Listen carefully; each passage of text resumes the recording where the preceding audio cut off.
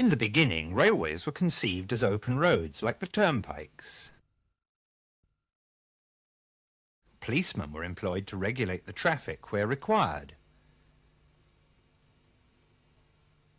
However, as locomotives and rolling stock developed and became heavier, it was realised that some effective means of spacing the trains was required. A system of time interval was developed using line-side signals. The railways soon found to their cost that this system had inherent dangers and that a space interval, or block, was what was really needed.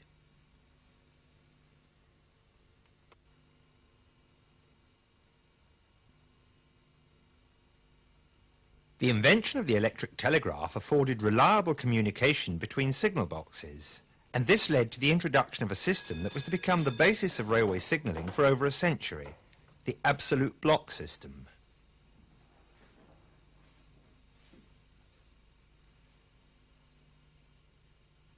Let's have a look at how the absolute block works. The signal box at A has a home signal and a section signal. The section of line between these two signals is known as station limits. In advance of this section signal, the line as far as the home signal at B is known as the block section. Only one train may ever occupy this block section at any one time. This then is the basis of the system. As at A, the line between the home signal and the section signal at B is also known as station limits. Of course, either A or B might have more than two stop signals for each line. In such case, station limits extends from the outermost home signal to the section signal. Each signal box has a distance signal. This cautionary signal, placed at a braking distance from the home signal, can only be cleared when all the stop signals for that line have already been cleared.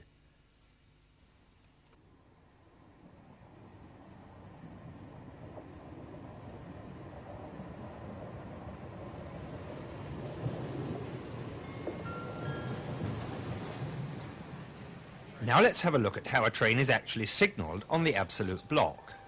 The signalman in the rear calls the attention of the signalman ahead, one beat on the block bell. When this call attention is acknowledged, the signalman in rear offers the train forward by bell code. If the signalman ahead is able to accept the train, he repeats this bell code and turns the commutator of his block instrument to line clear. This indication is repeated in the rear signal box. The signalman there is now able to clear his section signal for the train to proceed.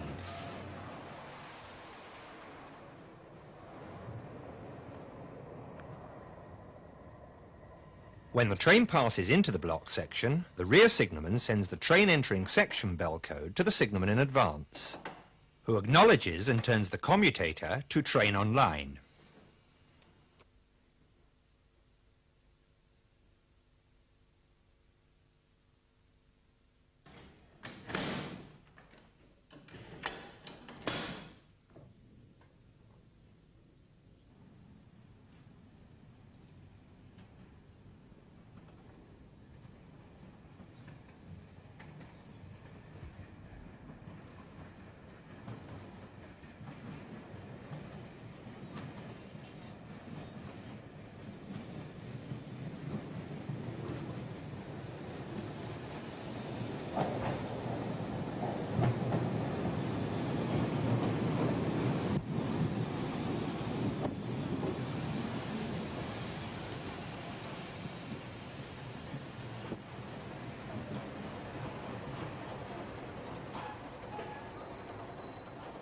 The train has now arrived within station limits of the signal box ahead. Only when the train has passed the clearance point or overlap as shown in the absolute block regulations, and the signalman has seen the tail lamp and thus knows the train to be complete, may he call the attention of the signalman in the rear and give the train out of section bell code, restoring the block instrument to the normal position.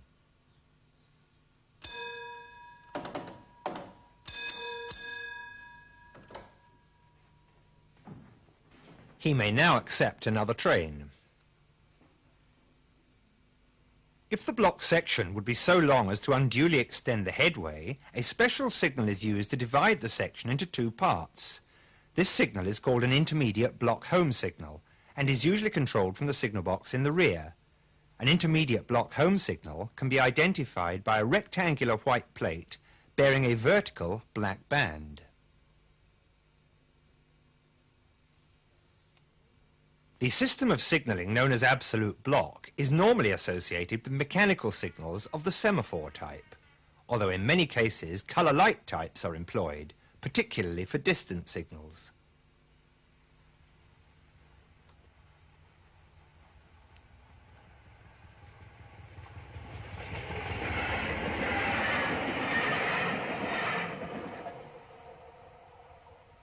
Let's begin by looking at some mechanical signals. Most common are the semaphore types known as upper quadrant. The signal arm is horizontal when the signal is at danger, or in the case of a distant signal at caution, and is raised through 45 degrees when the signal is cleared. A less common type, found principally on the western region, is the lower quadrant type, the arm of which is horizontal when the signal is at danger or caution, and is lowered through 45 degrees when the signal is cleared. Mechanical signals are usually operated by a system of wires and pulleys, and the actuating levers in the signal box are interlocked with each other as well as with those operating the points, so as to prevent conflicting movements being signalled in error.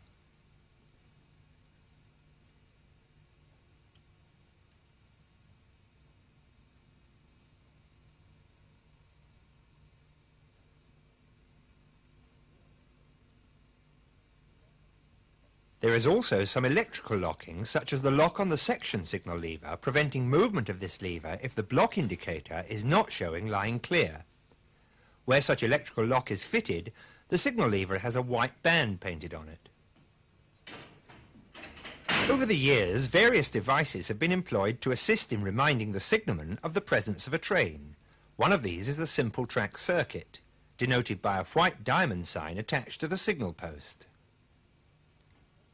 Let's look at the simple track circuit, one of the most important developments in the history of railway signalling.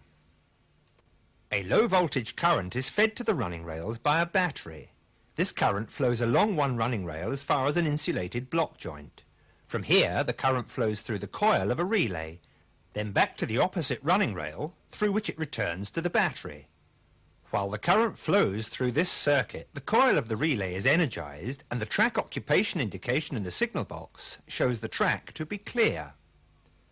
When the first pair of wheels of any vehicle passes on to the track concerned, the current, instead of flowing through the whole circuit, will take the short route and the relay will become de-energized. The track indication in the signal box will now show occupied. If, for any reason, there is an interruption in the flow of current through the track circuit, caused, for example, by a broken rail, the track indication will show occupied. It is therefore a fail-safe system. If the relay is used to switch the aspects of a signal placed in the rear of the track circuit, we have a simple automatic signal. Now the occupation of the track circuit is not only indicated in the signal box, but the signal is automatically restored to danger behind the train. When the train clears this track circuit, the relay will become re-energized and the signal will, once again, show a proceed aspect.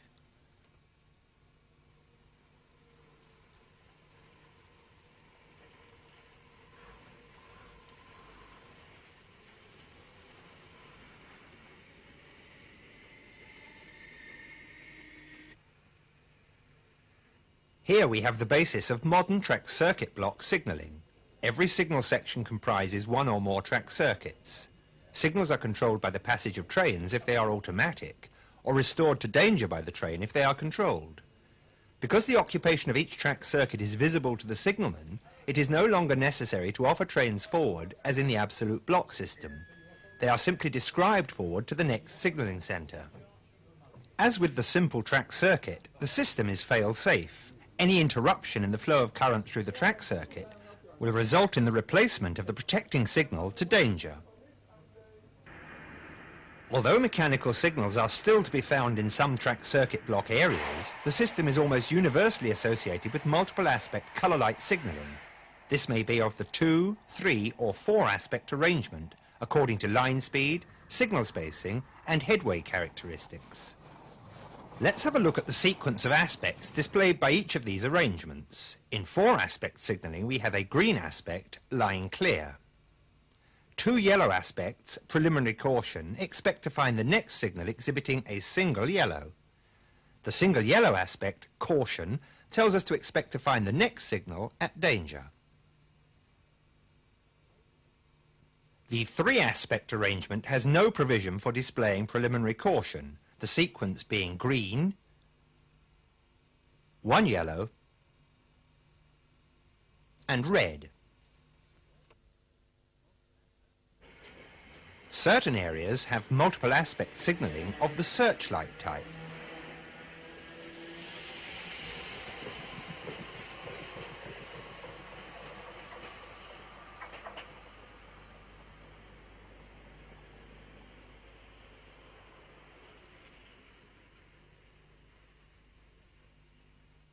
These may be of the 3 or 4 aspect arrangement.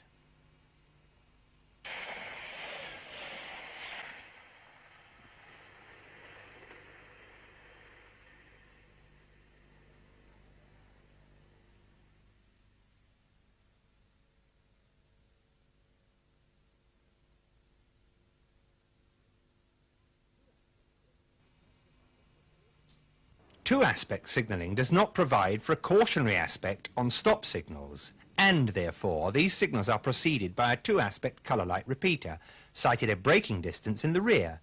The colour light repeater displays either a green or single yellow caution aspect. Where any stop signal cannot be sighted at a distance by the driver, perhaps because of curvature or an overbridge, a banner repeater signal is provided. Most of these are of the mechanical type, although some have been replaced by the fibre optic display.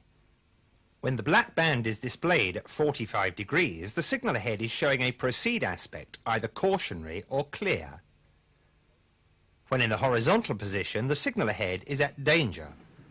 Now let's take a look at how signals are identified.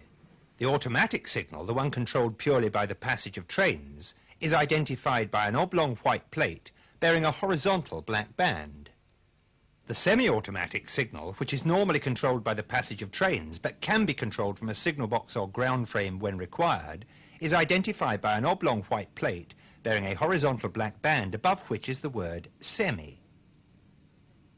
The controlled signal carries only a plate indicating the signal box prefix letters and the signal number. Finally, the colour light repeater is identified by a plate bearing the number of the signal which it repeats, accompanied by the prefix D or suffix R. Lines operated by track circuit block may be unidirectional in the usual way, or they may be reversible, that is to say, signalled in both directions.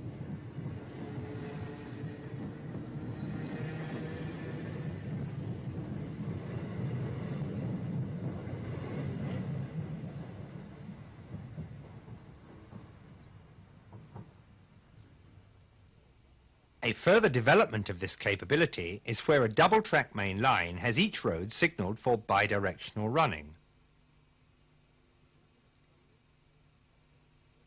With the provision of trailing and facing crossovers at regular intervals, permitting trains to cross from one running line to the other, a high degree of operating flexibility is assured. The signalling philosophy of British Rail is that of route control rather than the speed control system used by the railways of continental Europe. Drivers of trains are advised of the route over which they will be running, and this route information is given in 3 different ways. Firstly, in mechanical signalling by semaphore arms placed at different heights on a bracket or gantry. The highest semaphore arm routes trains to the main line. The divergent routes to the left and right are signalled by semaphore arms in descending height.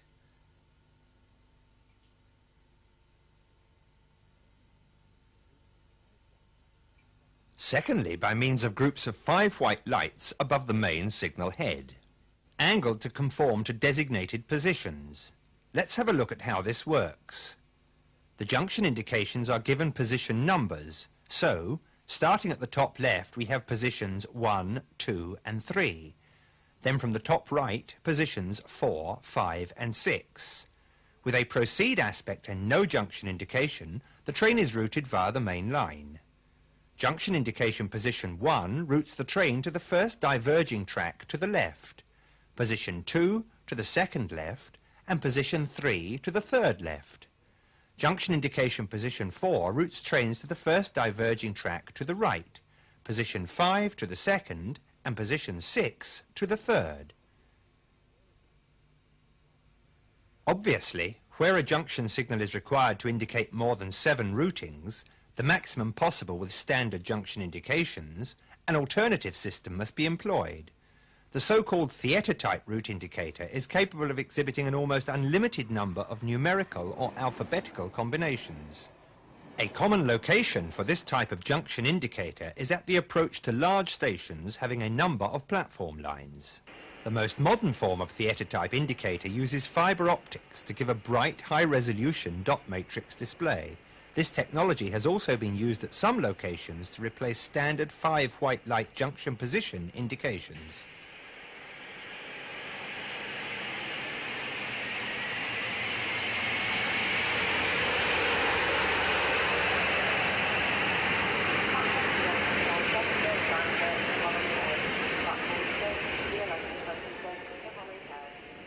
An R or RA indication is also given at some platform starting signals to give authority to the driver to start the train.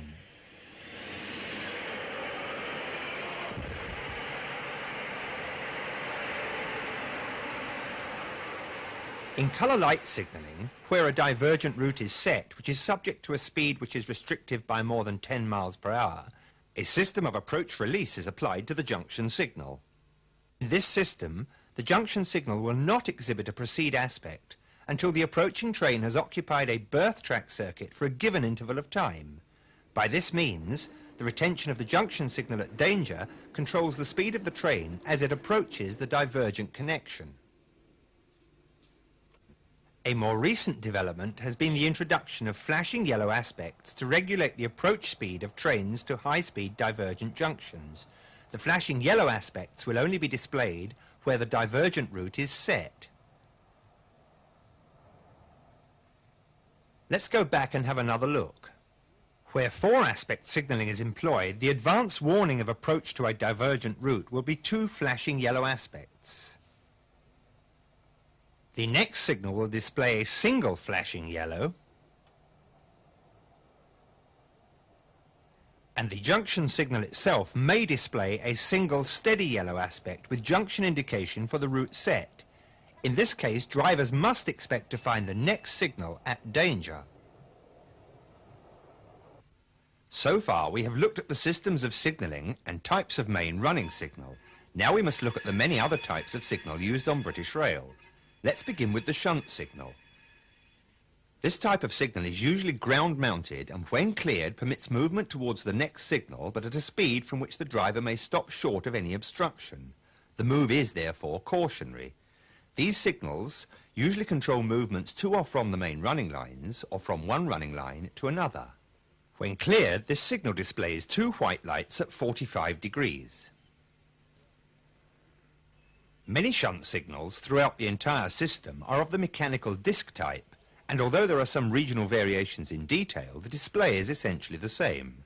By day, this type of shunt signal exhibits a red band horizontally when at danger, and at 45 degrees when cleared. By night, these signals show a single miniature red aspect when at danger and a miniature green aspect when cleared. Where these signals are stacked one above the other, they give route information, reading top to bottom, left to right.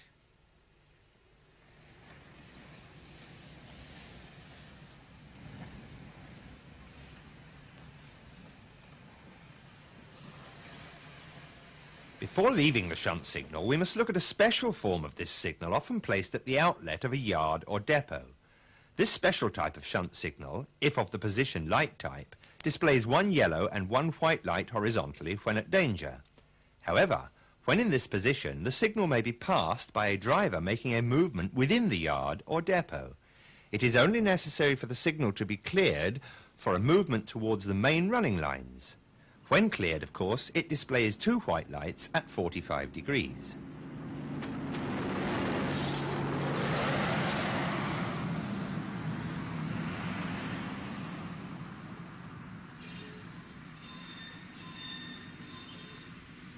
There is a mechanical disc version of this special shunt signal which displays a yellow horizontal band on either a black or white ground when at danger.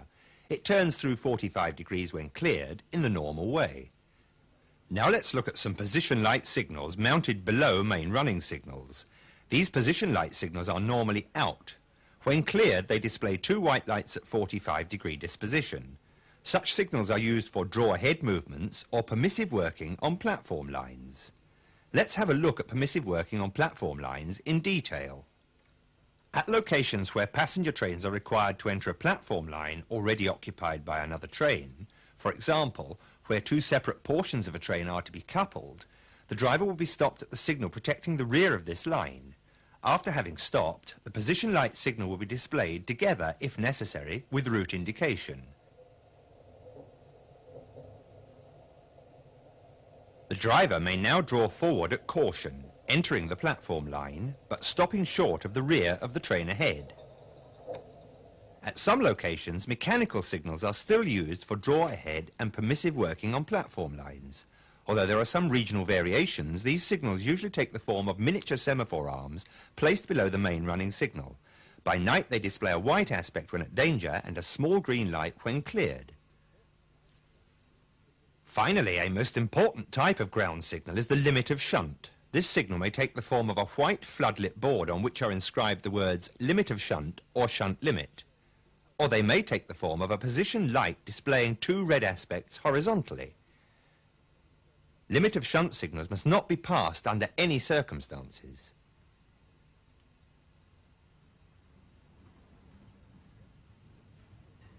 Many years ago it was recognised that some form of repetition of the signalling was necessary in the driving cab. British Rail developed the automatic warning system to satisfy this requirement.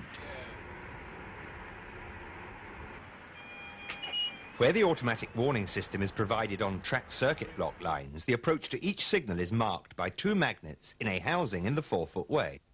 The first of these two magnets is permanent, and via a receiver mounted on the train, it provokes a caution indication to sound in the cab in the form of a horn tone. However, if and only if the signal is showing a green aspect, the second magnet and electromagnet will be energized, preventing the cautionary indication from taking place and provoking instead a bell to sound. Together with these audible indications, there is a visual indication placed on the driver's control desk called the sunflower. When passing over each AWS housing, the permanent magnet will cause the indicator to display yellow and black segments. If the second electromagnet is energized, the signal will display a green aspect. The indicator will change to an all-black display. When the cautionary horn tone sounds, the driver has 3 seconds to cancel this indication by depressing the AWS cancellation button. Should he fail to do so, the system will provoke an emergency application of the automatic train brake.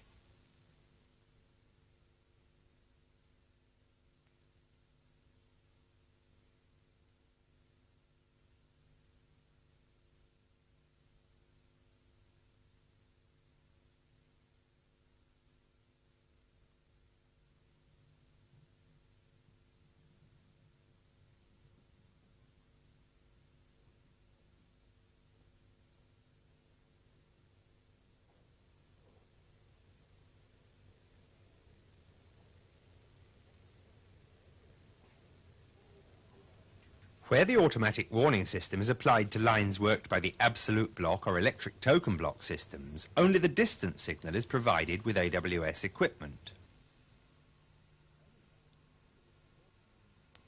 Permanent magnets, giving a cautionary indication only, are placed at the approach to automatic open crossings and to permanent and temporary speed restrictions.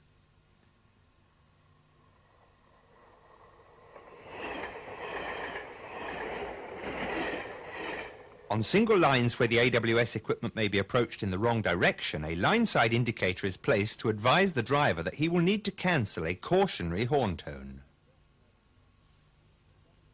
On certain urban passenger lines, predominantly those operated by London Underground and Merseyrail, a mechanical means is provided for provoking an emergency brake application should a train pass a signal at danger. This system is known as the train stop and consists of an air-worked T-piece alongside the running rail. Normally held in the raised position, it is lowered by compressed air when the signal clears to a proceed aspect. A device mounted on the train, called a tripcock, should normally be in the set position, pointing down so that it will come into contact with any raised train stop. The tripcock is a simple device which, if struck by a raised train stop, will vent the train brake pipe air to atmosphere, causing an emergency brake application. Because the train stop is held in the lowered position by compressed air when the signal is cleared, it is a fail-safe system. To ensure that all trains working over train stop fitted lines have their tripcocks in the set position, tripcock testers are positioned at strategic locations. The occupation of an approach track circuit causes the TT display to become illuminated. When the tripcock makes contact with a proving ramp, the TT display is extinguished, proving the tripcock to be in the set position.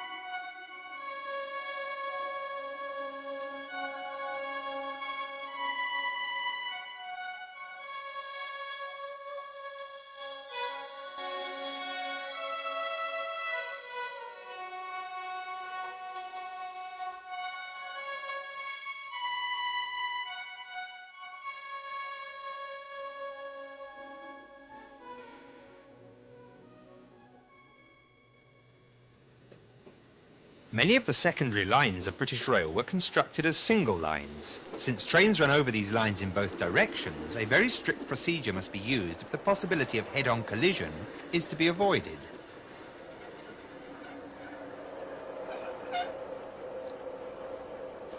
The simplest system is to have a train staff, a piece of metal on which the details of the section are engraved.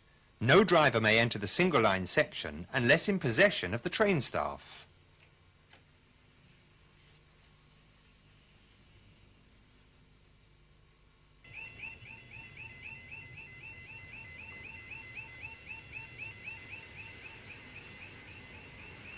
This system is not very flexible, however. Train cancellation or out-of-course running will soon result in the train staff being at the wrong end of the section. The solution to flexibility in the operation of single lines came with the development of the tyres electric token instrument. In this system, the signal box at each end of the single line has a stock of tokens which, like the train staff, are all stamped with the details of the section to which they apply. The instruments at each signal box are arranged and interlocked in such a way that only one token can ever be released at any time. The release of a token requires the cooperation of both signalmen.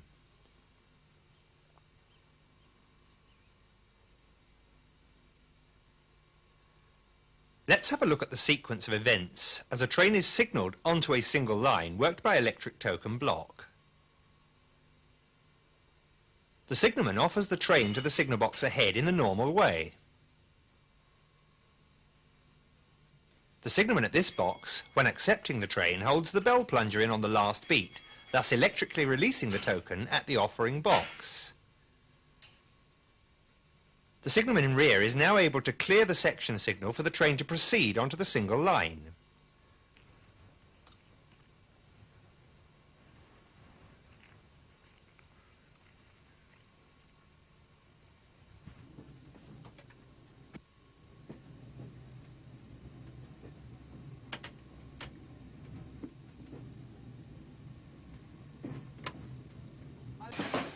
The token is given to the driver, who must check that it is the correct token for the section concerned before proceeding.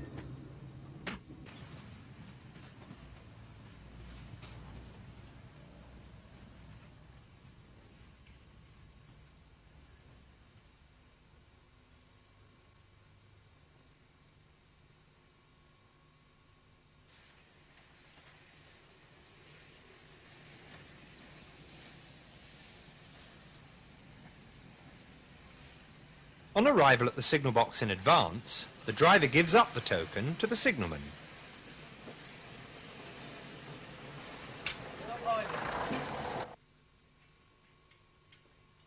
He replaces the token in the electric token block instrument and gives the train out of section bell signal to the box in the rear.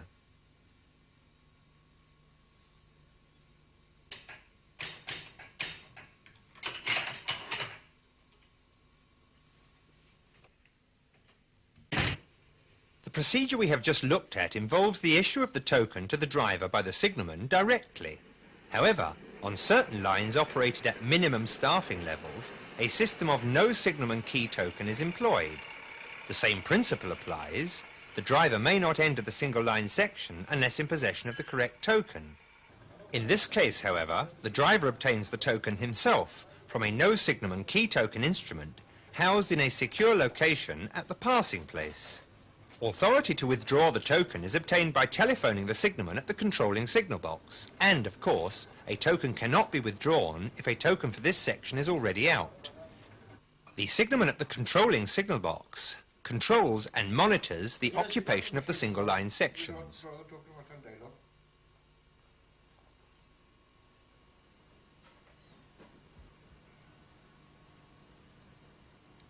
Right, proceed to the dialogue when you're ready, driver.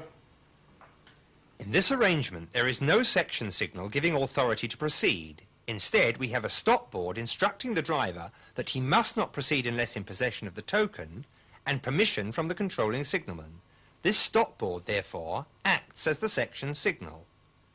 The approach to each token exchange point is marked by a fixed distance signal of the reflectorized board type, and the subsequent hydropneumatic self-detecting facing points giving access to the left-hand passing loop are protected by a point set indicator displaying two white lights when this connection is set and locked.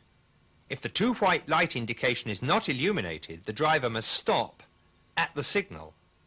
The trainman must then pump the points by means of the handle provided in the adjacent cabinet. In every case where these points have been pumped, they must then be clipped and locked.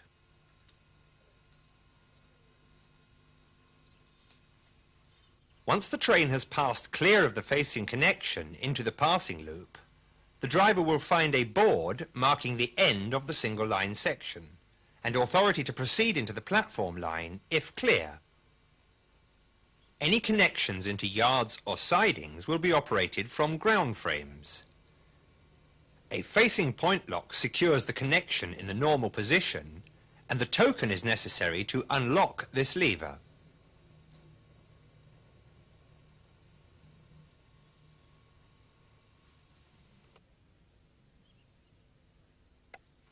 Should a driver experience a failure of the telephone when requesting authority to withdraw a token, he will find an alternative emergency telephone for this purpose in the vicinity of the token exchange point. Where a single line is connected at one end only, in other words, a single branch line of one section, a basic block system is employed known as one train working. Quite simply, only one train is ever permitted to enter the branch. Authority to the driver to enter the single line may be simply the possession of the train staff, called one train working with train staff, or by the clearance of the section signal only, called one train working without train staff. In the latter system, the occupation of the single line is indicated in the signal box, and interlocking prevents clearance of the section signal while any part of the section is occupied.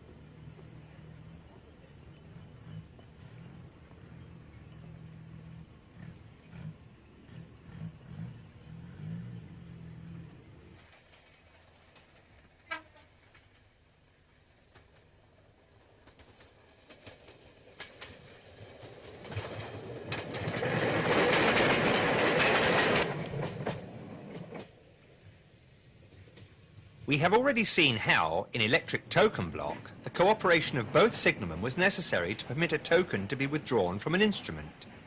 If this cooperative action is interlocked with the section signals at each end of the single line, whereby only one section signal may be cleared for a train to proceed in the predetermined direction, and this section signal may only be cleared for one movement, it is possible to dispense with the token, making clearance of the section signal the sole authority for the driver to occupy the single line.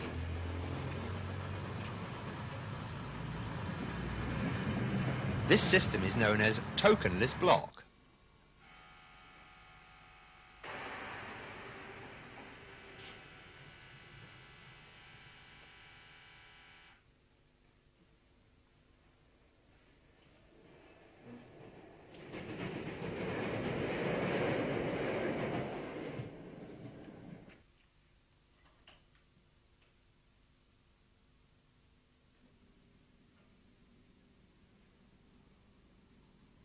With the introduction of radio communication between train drivers and signalmen, it has been possible to develop a new form of signalling for remote rural single lines, the radio-electronic token block. Utilizing computer technology and solid-state interlocking, this system enables one signalling centre to control many miles of single-line railway, divided into a number of sections by passing loops. Instead of the traditional metal token, an electronic token or telegram is transmitted via the radio to a data display in the driving cab.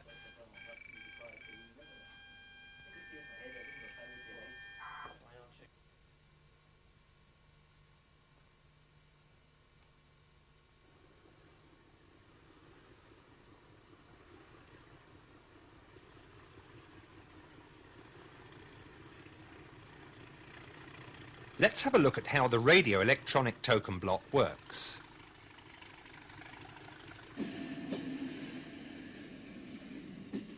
This train has arrived within the passing loop at a place called Speen Bridge.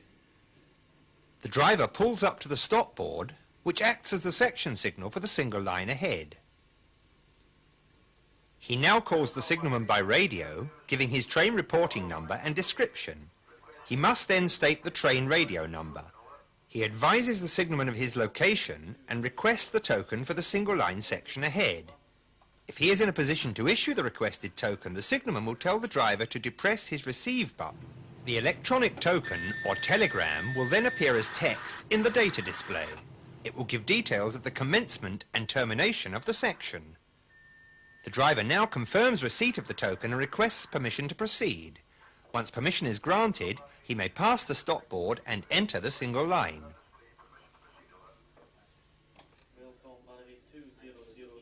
Proceed from Speen Bridge to the up stop board at Roy Bridge. Token must be returned at the up stop board at Roy Bridge. Over. Railcom Marine 2006. Roger.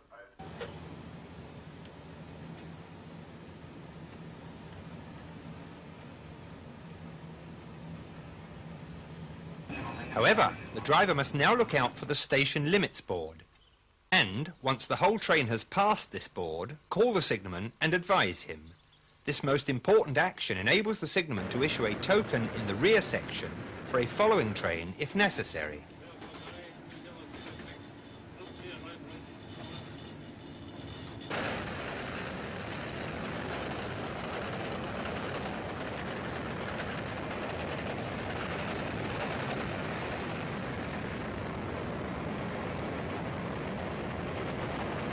On arrival at the next stop board, the driver calls the signalman, giving his location and radio number, and an assurance that the train has arrived complete within the station limits board. The signalman will now ask the driver to depress his send button. The text will disappear from the data display.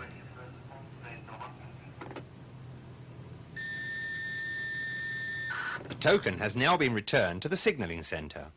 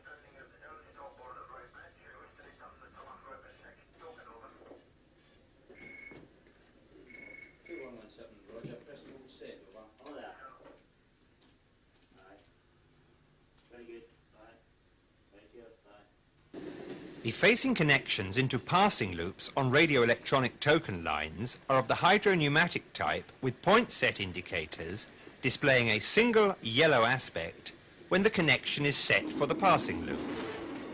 These may be negotiated in the trailing direction and will automatically reset and relock once the train is clear. In the facing direction, no train may proceed beyond the point set indicator unless the yellow aspect is illuminated.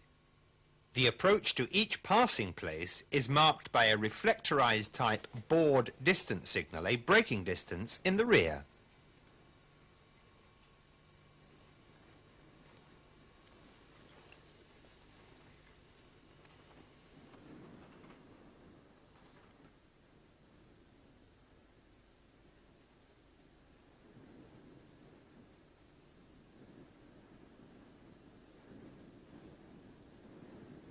The final system of signalling which we shall examine is known as the permissive block.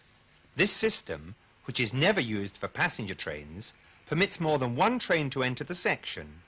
The entrance to the section is usually controlled by a miniature semaphore arm, and when this signal is cleared, the driver may proceed into the section at caution, being prepared to stop short of the rear of a preceding train.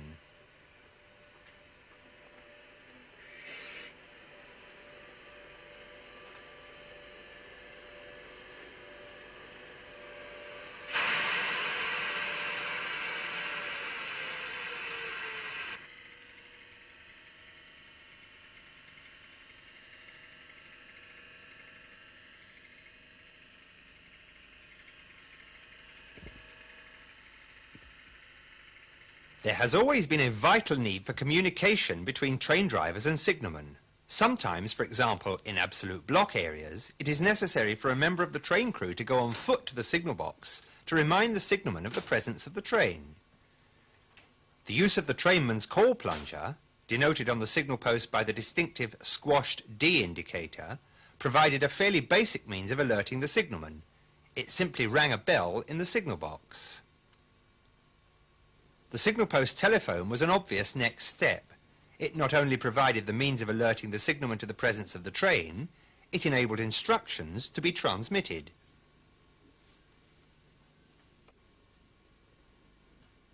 The coming of radio communications between train drivers and signalmen on certain lines has revolutionized operations. It is expected that such communications will soon be extended to cover the entire system. British Rail currently uses two different radio systems. The first, a driver-to-shore system known as Band 3, is applied to long-distance passenger and freight operations. The second, a driver-to-signalman system, has been developed exclusively for lines where passenger trains are operated by driver only. In both of these systems, communication is discrete. That is to say, it cannot be heard by drivers of other trains using the same radio channel. However, on both systems, the signalman may send out a general emergency call to all drivers.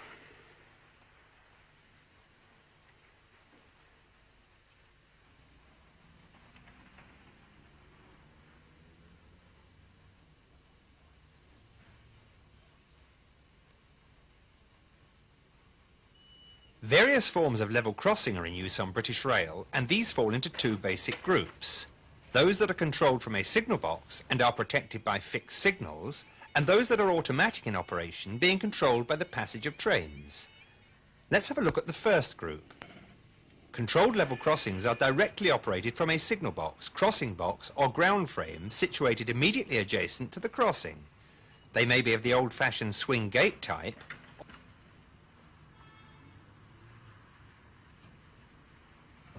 or they may have the full lifting barriers with associated flashing road traffic signals.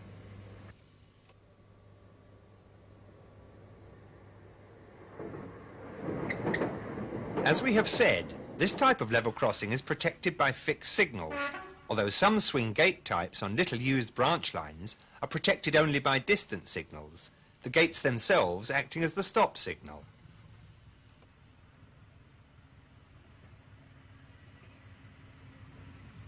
Where a crossing is controlled remotely from a signal box that might be some miles away, a system of closed-circuit television is employed. Cameras mounted above the crossing transmit pictures to the controlling signal box, enabling the signalman to observe the crossing in the same way as if he were immediately adjacent to it. This type of level crossing, known as CCTV, is protected by fixed signals.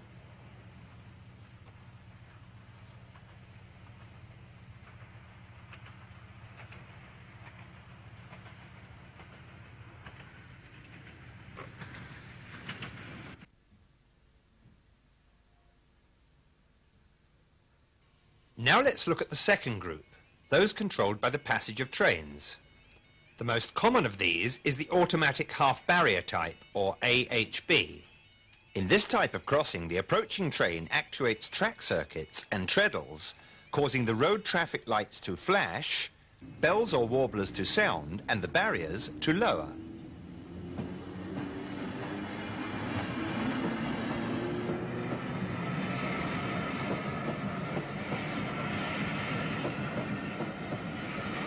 When the train has cleared the crossing, the barriers will again raise, unless a train is approaching in the opposite direction.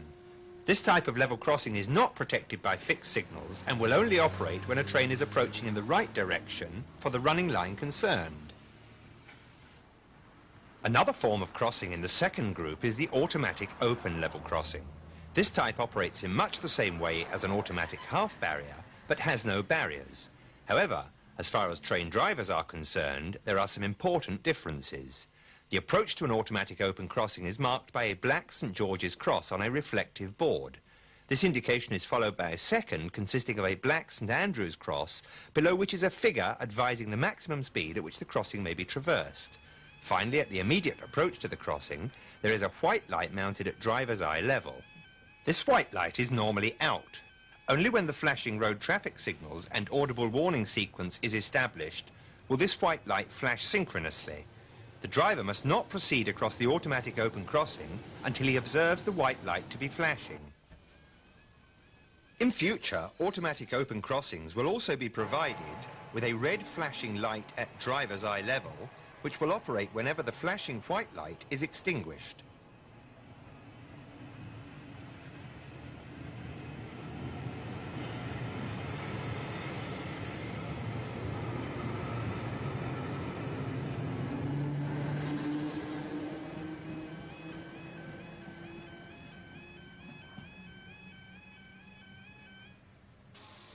A type of level crossing found where very minor public roads or farm roads cross the railway is the type having miniature red and green warning lights provided for the road traffic. These miniature warning lights simply give indication of the approach of a train. The operation of the crossing is solely in the hands of the public.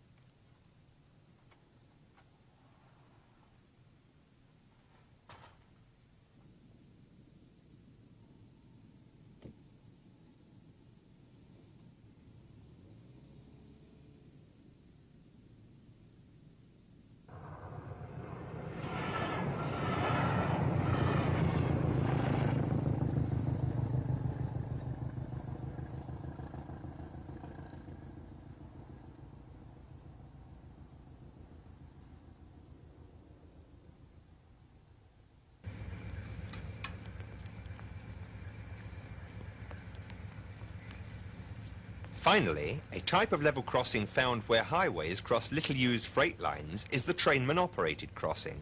In this type of crossing, a member of the train crew closes the gates or barriers, authorizes the driver to draw forward clear of the crossing, then re-secures the gates or barriers in the open position.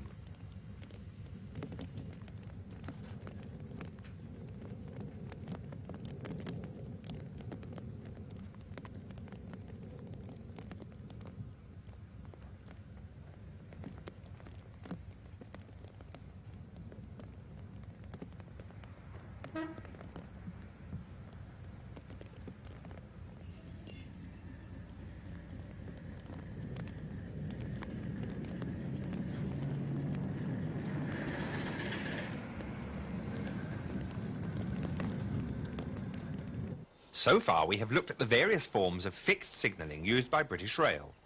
Where a signal is defective or cannot otherwise be cleared, a hand signalman may be positioned at the signal to relay the instructions of the signalman. He will exhibit to the driver of an approaching train a red flag by day or a red hand lamp by night. Morning, driver. Got a track failure. I'll just get onto the signal and see what's happening.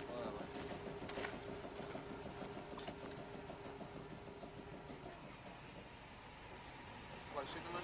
Hand signal on T29. Got a train standing. When the signalman's authority to proceed has been obtained by telephone, the hand signalman will verbally instruct the driver, then exhibit a yellow flag by day or a yellow lamp by night. The driver will give one long blast on the horn, observe the instructions given to him, approach cautiously any points which are facing or any switch diamonds or swing-nosed crossing, ensuring these are in the correct position and not exceeding 15 miles per hour passing over them. He must proceed at such reduced speed as will enable him to stop short of any train or obstruction on the line.